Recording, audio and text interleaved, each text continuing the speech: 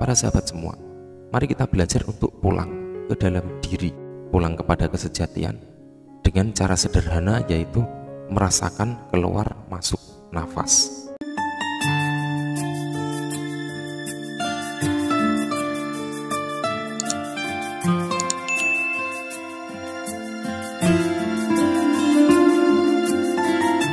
Assalamualaikum warahmatullahi wabarakatuh.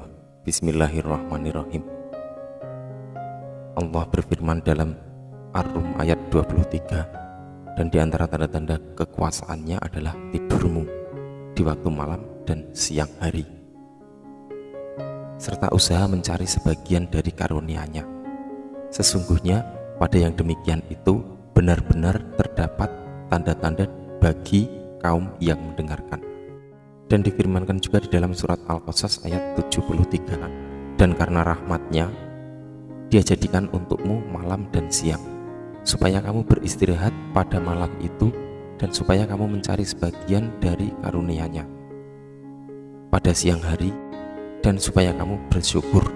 Para sahabat semua, pada kesempatan kali ini saya berusaha mengurai dari ayat tersebut ke dalam cara zikir dan meditasi, serta berkomunikasi dengan jiwa di dalam tidur Anda. Di musim pandemi ini, saya merasakan banyak sekali sahabat semua yang mengalami susah tidur, apalagi di kota saya, Kudus. Saat ini adalah zona hitam. Belum lagi permasalahan-permasalahan sehingga menyebabkan syaraf otak menjadi tegang karena efek dari pikiran kecemasan. Dalam kondisi seperti ini, cenderung jiwa spiritual manusia teralihkan, sehingga kita melupakan salah satu hal yang sangat sederhana tapi sangat bermanfaat dalam kehidupan. Hal yang sangat mudah untuk dilakukan tetapi memiliki dampak yang sangat besar, yakni zikir dan meditasi serta merasakan nafas Anda. Hal sederhana yang bisa dilakukan oleh siapapun, kapanpun dan dimanapun. Berikut ini saya share hubungan meditasi dalam alam bawah sadar kita. Silahkan ikuti video ini sampai selesai. Yang pertama adalah mengatur mindset Anda. Seseorang yang melakukan aktivitas zikrullah atau meditasi atau merasakan nafas sudah seharusnya membuat pikiran lebih rileks, karena kebanyakan persoalan hidup yang terjadi adalah akibat kurangnya mengelola pikiran. Oleh karena itu, di sini perbaruilah mindset Anda dan juga kendalikan benih-benih pikiran Anda. Sebelum menjadi pikiran, kendalikan itu.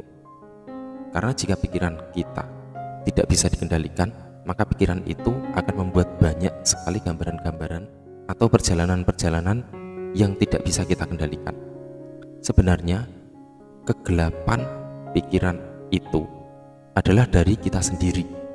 Maka disitulah mulainya terjadi persoalan, dan ini memiliki dampak yang sangat besar dalam hidup, seperti ketakutan, kecemasan, ketegangan. Ini semua pasti muncul dalam pikiran.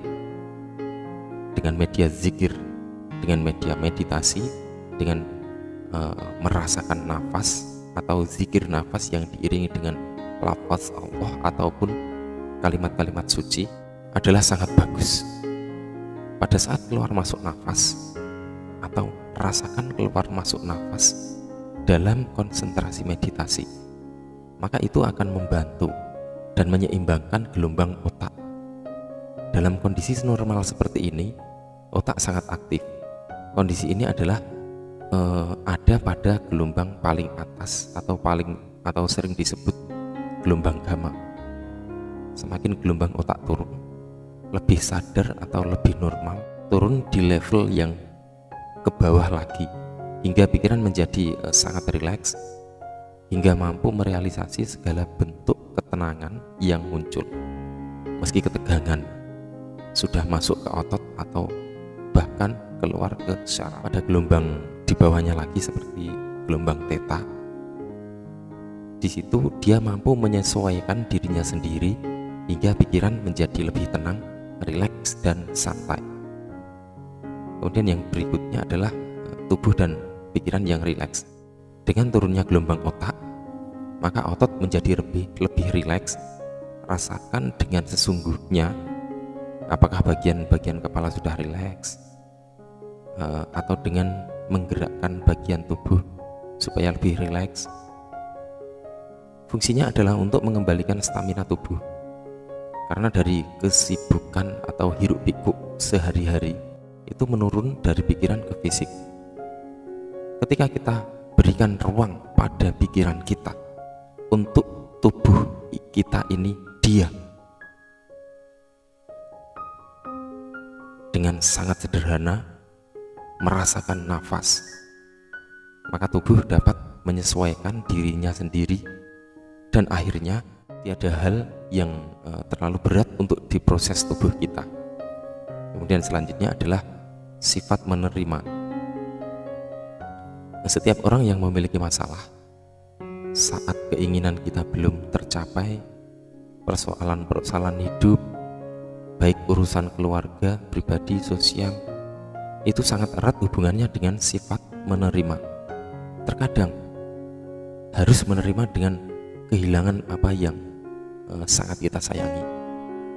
Maka dengan zikir dan meditasi, merasakan keluar masuk nafas, menyadari bahwa hidup di dunia ini adalah ladang untuk belajar. Dari situlah maka diri sejati sang jiwa di dalam diri ini mendapat kesempatan, mendapat ruang untuk menyampaikan kebijaksanaannya, yang merupakan nilai-nilai inti dari kehidupan kita sehari-hari. Ketika sang diri sejati mendapat kesempatan tersebut, nilai-nilai penerimaan atau sifat menerima kita, narimo dalam bahasa Jawa, itu akan muncul dari dalam diri dan menjadi lebih paham dan mampu menatap hidup menjadi lebih luas, sehingga itu terhubung dengan kesehatan fisik dan ketenangan pikiran serta kematangan jiwa seseorang. Yang selanjutnya, keempat adalah kedamaian. Ketika ruang tersebut selalu ada, pastilah hati dan pikiran kita akan selalu damai, mendapatkan ruang yang tepat dan juga terlepas dari kesibukan kehidupan. Dengan melakukan hal sederhana, yakni merasakan keluar masuk nafas, maka senantiasa kedamaian akan selalu ada di hati dan jiwa kita. Pikiran kembali normal, kemudian akan terbentuklah pola tidur yang baik persis di dalam sebuah meditasi. Para sahabat semua, mari kita belajar untuk pulang ke dalam diri, pulang kepada kesejatian dengan cara sederhana, yaitu merasakan keluar masuk nafas. Rasakan betul-betul keluar masuk nafas yang ada pada diri kita. Apa yang kita alami? Nafas adalah pertama sekali yang harus kita syukuri. Di sana ada ruang yang sangat lapang, ruang yang sangat luas untuk merelaksasi, untuk merefleksi diri, melakukan penerimaan dan menyadari bahwa hidup ini penuh dengan berkah dari Tuhan yang Maha Esa.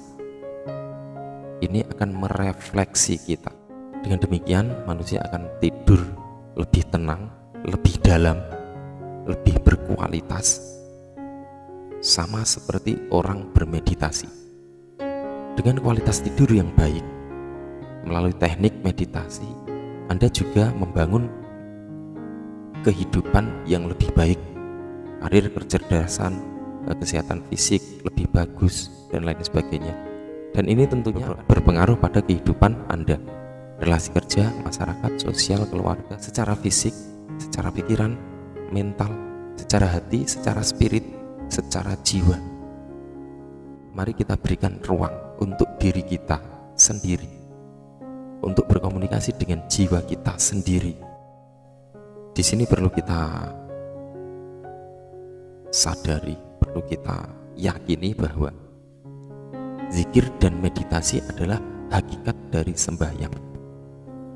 Kebanyakan manusia lebih berat menerima keadaan hidup jika kondisinya susah, dan hakikat penyembahan adalah mampu menerima segala keadaan, baik itu baik maupun buruk.